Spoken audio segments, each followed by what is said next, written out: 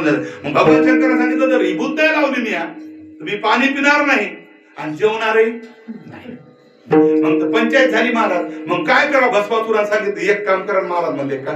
मी सांगू का म्हणले तुम्हाला सल्ला? म्हणले सांगा. म्हणलं मला असं वाटायला लागलं की एखादी जर नाही भेटला असं तर तुम्ही निर्बळ उपाशी राहता. त्याच्यापेक्षा एक काम करा म्हणले का? मी काम पडलं एखादं नाही सापडलं मेलेला माणूस, राख नाही सापडली त्या माणसाची, तर एखादा माणूस वारकरी पाहा जाईल मी भारत महाराष्ट्राचा ठोकर बक्या त्याला कपकन मग तिच्या मस्तकावर ठेवला हात की खलास त्याची जळ की राख घेऊन यायची. एवढा वर द्या. जेव्हा माग पुढं पाहून काय विचार करून ज्याच्या मस्तकावर हात ठेवला तो जोडून भस्म होईल असा भस्मासुराला वर द्यायचा. ते विचार केला का भगवान शंकरानं यानं जर मयाच डोक्यावर हात ठेवला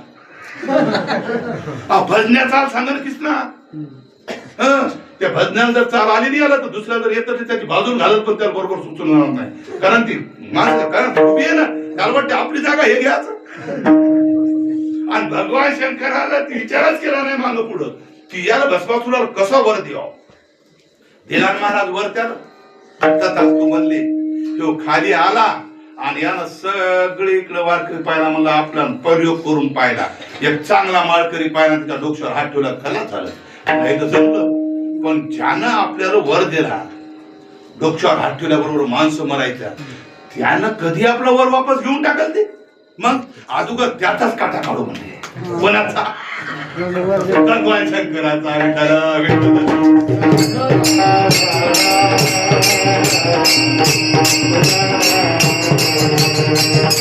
आणि म्हणून महाराज आला वापस. भस्मासुरा कुणकड आला रे म्हणला एकही माणूस मरण गावात. आणि मग काय वर खोटा आहे का खरा काही कळलं म्हणला कोठं पाहू तुमच्या डोक्यावर हात ठेवून पाहू द्या. भगवान शंकरा तेव्हा उजळलं. ते म्हणला हुकलंय काम आपलं.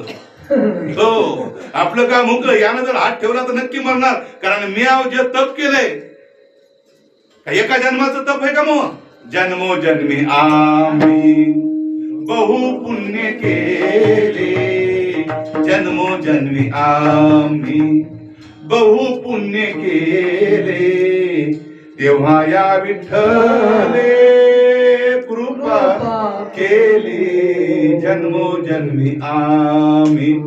एका जन्माचं पुण्य एक महाराज भगवान शंकराचं. कारण सगळे आदिनाथ असणारा भगवान परमात्मा, सगळ्या जगाच्या अगोदर असणारा भगवान परमात्मा भगवान शंकर कमी पुण्य नाही महाराज.